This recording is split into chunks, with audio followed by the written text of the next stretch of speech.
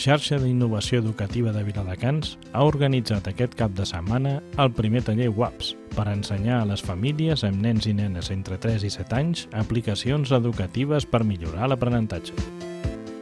Ante todo, los niños son niños, entonces a ellos lo que les gusta es jugar, y si les enseñamos de forma que ellos aprenden, que es jugando, las tabletas nos ayudan a que ellos piensen que están jugando cuando realmente están aprendiendo. Durant la jornada s'han presentat diferents aplicacions per fomentar la creativitat dels nens i nenes. Es tracta de crear, que ells facin coses, no que estiguin sentadets a escoltar una persona, sinó que estiguin creant, ja sigui amb manualitats, amb música i, per exemple, en les aplicacions també es pot crear molt contingut educatiu.